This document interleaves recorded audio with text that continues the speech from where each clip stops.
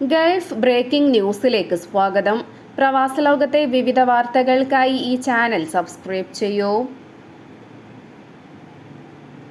Qatar പ്രവാസികൾക്കും സ്വദേശികൾക്കും ഇനി തങ്ങളുടെ passport വിവരങ്ങൾ ആഭ്യന്തര മന്ത്രാലയത്തിന്റെ ഈ സേവന പോർട്ടൽ അപ്ഡേറ്റ് ചെയ്യാം.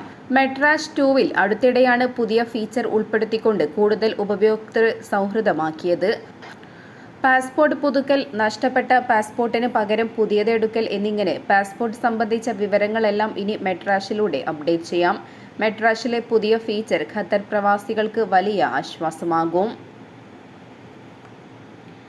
കഴിഞ്ഞ ഒരാഴ്ചക്കിടെ സൗദി അറേബ്യയുടെ വിവിധ ഭാഗങ്ങളിൽ നിന്നും 11,657 പേരെ അറസ്റ്റ് ചെയ്തതായി അധികൃതർ വ്യക്തമാക്കി.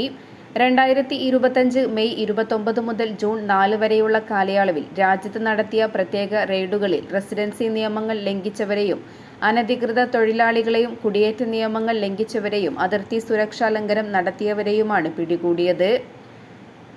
2025 ജൂൺ 7-ന് സൗദി ആഭ്യന്തര മന്ത്രാലയം നൽകിയ വിവരമനുസരിച്ച് റെസിഡൻസി നിയമലംഘനത്തിന് 6,981 പേരെയും തൊഴിൽ നിയമങ്ങൾ ലംഘിച്ചതിന് 1,486 പേരെയും അതിർത്തി സുരക്ഷാ നിയമ ലംഘനങ്ങൾക്കായി 3,190 പേരെയും അറസ്റ്റ് ചെയ്തിട്ടുണ്ട്.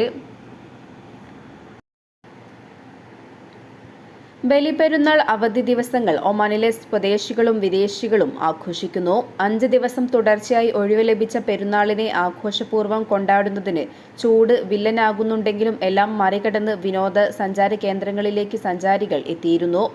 പെരുന്നാളിന്റെ ആദ്യ ദിനം മുതൽ വിനോദസഞ്ചാര കേന്ദ്രങ്ങളിലെല്ലാം തന്നെ നല്ല തിരക്കാണ് അനുഭവപ്പെട്ടത്. ദോഫാറിന്റെ വിവിധ ഭാഗങ്ങളിലാണ് കൂടുതൽ സഞ്ചാരികൾ എത്തിയത്. ജബൽ അക്തറിലും ജബൽ ഷംസിലും സന്ദർശകർ കുറവല്ല. മസ്കറ്റിലെ ബീച്ചുകളിലും കോർണിഷുകളിലുമാണ് നിരവധി പേർ എത്തിയത്. പാർക്കുകളിലും 100 കണക്കിന് പേരെത്തി. കഴിഞ്ഞ ദിവസം പെയ്ത ശക്തമായ മഴയിൽ മുസന്തം ഗവർണറേറ്റിലെ ലിമയിലെ നിയാബത്തിൽ വ്യാപക നാശനഷ്ടം.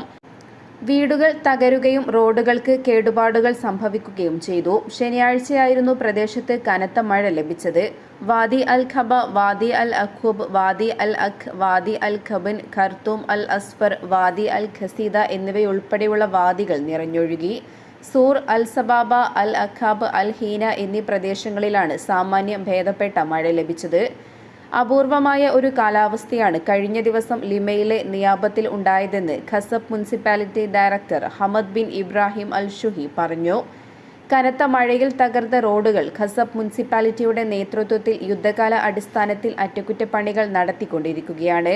പൗരന്മാരുടെ സഹകരണത്തോടെ മുനിസിപ്പൽ മറ്റ് കമ്പനികളുടെ ഉപകരണങ്ങളും ഉപയോഗിച്ചാണ് പ്രവർത്തനങ്ങൾ നടന്നുവരുന്നത്. തെക്കൻ ബാത്തിന ഗവർണറേറ്റിലെ നിരവധി വിലായത്തുകളിലും ശനിയാഴ്ച കനത്ത മഴ ലഭിച്ചു. റുസ്താഖ് വിലായത്തിന്റെ മധ്യഭാഗത്തും ഫലജ് അൽ ഷറഹ്, ഹജർ ബനി ഉമർ, വാദി ബനി ഔഫ്, വാദി ബനി ഗാഫിർ, അൽ അവാബി വിലായത്തിന്റെ മധ്യഭാഗം, ഫലജ് ബാനി ഖാസിർ, അൽ സഹൽ, തഹാബ്, നക്കൽ വിലായത്തിലെ വാദി മിസ്തൽ, അൽ മഅലിൽ ഗ്രാമങ്ങളിലുമാണ് മഴ ലഭിച്ചത്.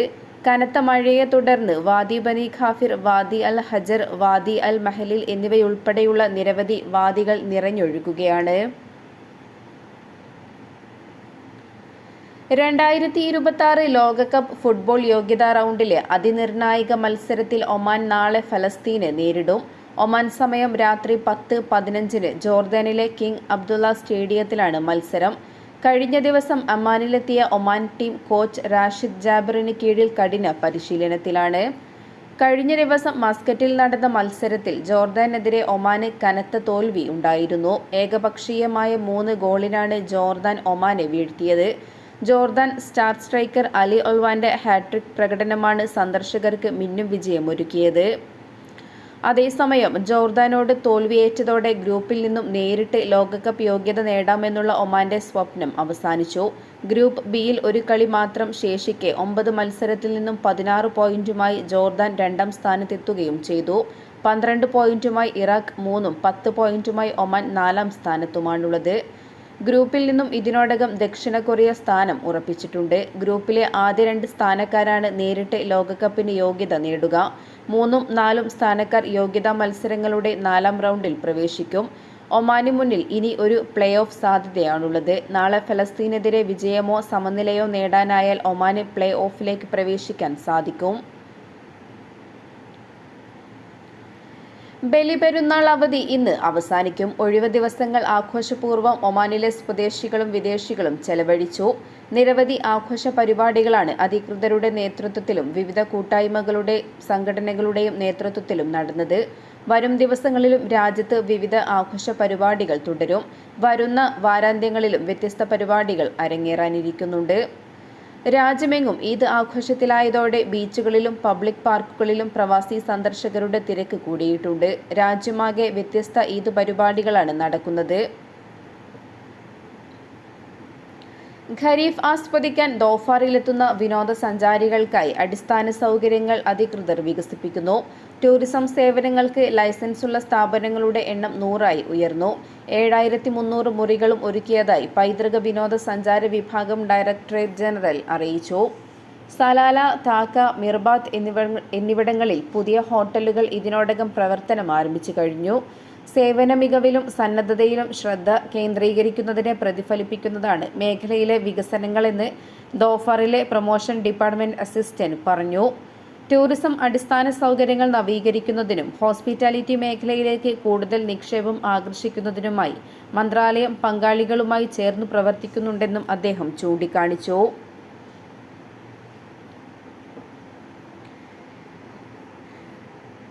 ഇന്ത്യയിലെ കോവിഡ് കേസുകൾ 6000 കടന്നു. കഴിഞ്ഞ ദിവസം 378 പേർക്ക് കൂടി കോവിഡ് സ്ഥിരീകരിച്ചതോടെ സജീവ കേസുകളുടെ എണ്ണം 6133ആയി.